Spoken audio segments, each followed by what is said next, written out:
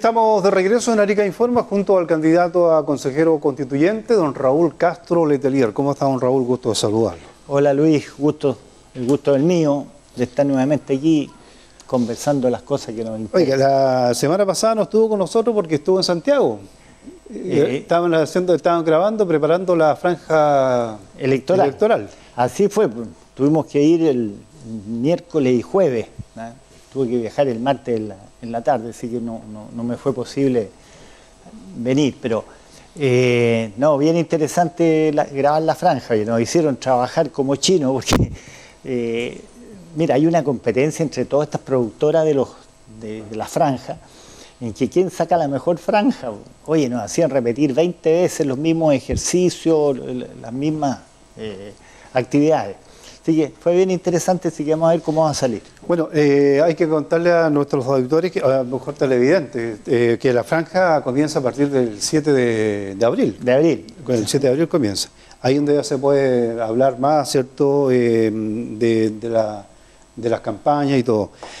El tema constituyente, don Raúl, hay varios temas que la gente tiene mucha esperanza. Uno tiene que ver con el tema, lo más importante de todo, el tema de salud, la educación, ¿cierto?, poder solucionar estos temas. Y un tema importante es la jubilación. ¿Cómo se puede mejorar desde el punto de vista de una nueva constitución estos temas, como también, por ejemplo, hoy día que estamos viendo tanta delincuencia, la defensa a las víctimas, porque hoy día defensa tienen, por ejemplo, los delincuentes, ¿cierto? Pero ¿qué pasa con la defensa a las víctimas? Las víctimas. Sí, mira, respecto a las pensiones, ¿no?, que ese es un tema que está de moda en este minuto, y que es una situación absolutamente injusta que se nos produjo a todos los que empezamos a cotizar, pues, y pensamos que cuando terminara nos correspondiera jubilar íbamos a tener una pensión digna. Decían que un 100% decían iban a recibir. Claro. Ese era el cuento que decían cuando aparecieron las AFP. Y lamentablemente eso no se dio. Porque el cambio de previsión en Chile fue el año 1980 o el 81. Y resulta que ahí se nos dijo, usted a los 30 años que van a jubilar, van a tener una pensión de calidad. Y bueno, nos obligaron a todos a cambiarnos la AFP, también nos rebajaron, porque antes cotizábamos el 20% y nos bajaron al 10%, y que había un caramelo ahí como para cambiarse. Y a los que nos cambiábamos, nos daban un bono de reconocimiento por lo que nosotros habíamos cotizado en el sistema antiguo, la caja de empleados particulares, caja de empleados públicos, caja la Marina Mercante, habían como 8 o 10 cajas.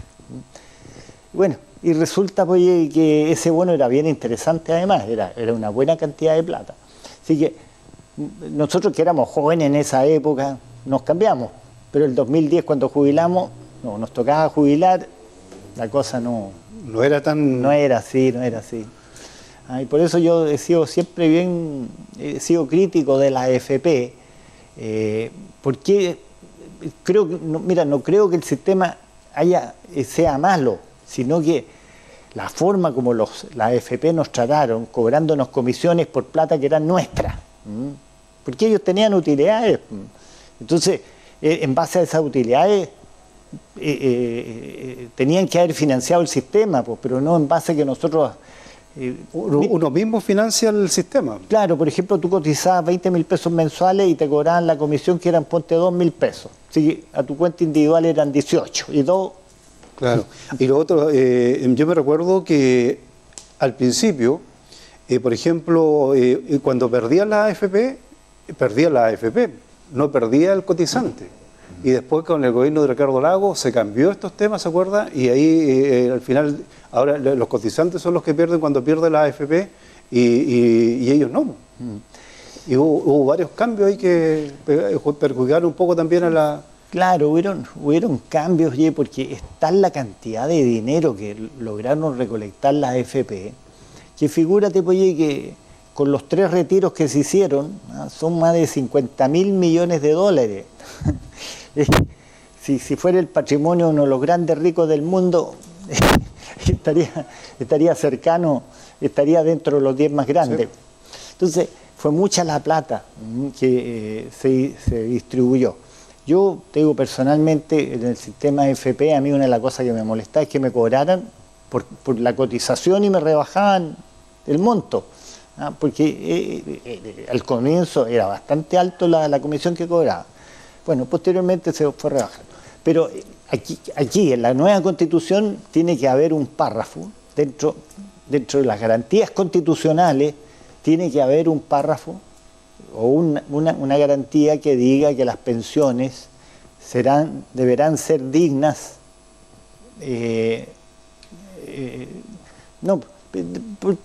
garantizar las pensiones dignas, ¿Y qué es lo que significa digna? Eso se desarrolla después en una ley orgánica constitucional o en una ley.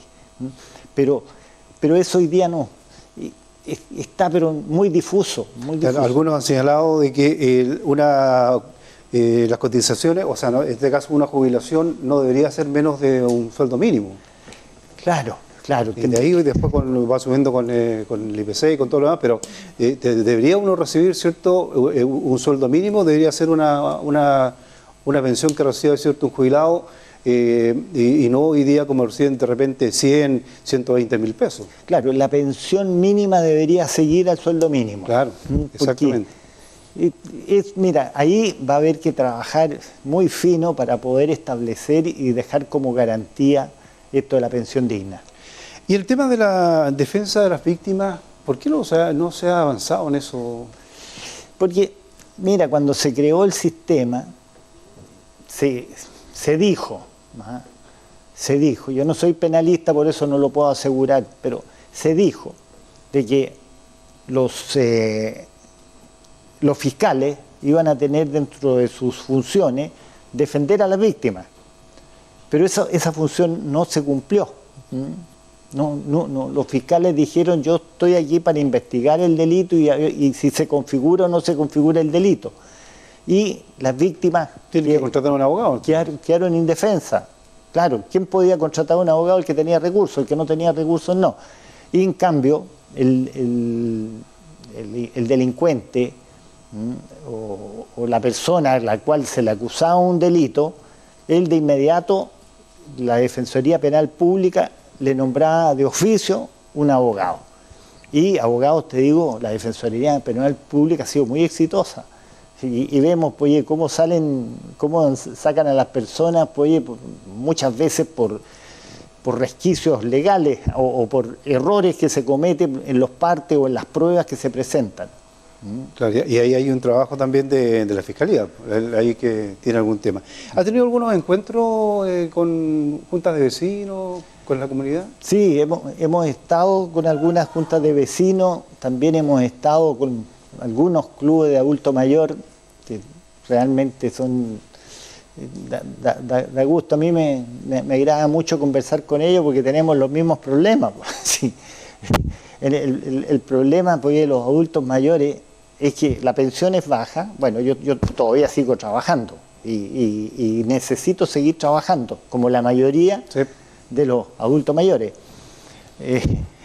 Y eso, pues, bueno, el otro asunto es el de los remedios. Y el otro día conversábamos ahí con un club de adultos mayores, pues, el precio de los remedios. Y les contaba, yo tengo un remedio que tengo que tomar que se llama Xeralto, y que costaba 70 mil pesos la caja, 70, 80 mil pesos. Pero de repente, pues, bajó a 12 o 14 mil pesos. Entonces, o en otra farmacia. Entonces, ¿por qué esas diferencias? Hay unas diferencias, pero tremendas, en los remedios y te digo, un jubilado, la mayoría de los jubilados, yo por ejemplo tengo una pensión de 180 mil pesos, y anda por ahí con los remedios que uno tiene que estar tomando, porque a esta edad, pues, ya los médicos siempre te dan algo para tomar. Exactamente. Y siempre tiene que tomar algo antes de acostarse, al levantarse, antes de las comidas y todo. Sí. Bueno, don Raúl, muchas gracias por acompañarnos. Vamos a estar más adelante conversando otros temas también importantes, ¿cierto? que tienen que ver con esta nueva propuesta que se va a presentar para que la gente la pueda votar y si está de acuerdo o si no está de acuerdo con este nuevo proyecto de constitución que se va a presentar este año. Así es, pues, Lucho. Sí, que esté muy bien. Esperamos pues que la gente se entusiasme. Las encuestas están dando sí, pues, muy baja. Es decir, no están considerando el proceso este que viene por delante. Aquí en Arica tú ves de que no sé cuántos candidatos habrán pasado por acá. Por lo menos no hay muchos candidatos, no han venido muchos candidatos. Pero han venido. Sí, algunos sí, pero no todos. Yeah. Bueno, entonces eso, te digo, a mí me pasa, yo estoy recorriendo las radios y estoy teniendo una participación bastante grande, pero no veo que los candidatos, somos 20 candidatos y no veo más de 3 o 4. Exacto. Bien, pues, don Raúl, muchas gracias, que esté muy bien. No, gracias a ti. Hemos conversado con don Raúl Castro Letelier, candidato a consejero constituyente. Hacemos una pausa y estamos de regreso.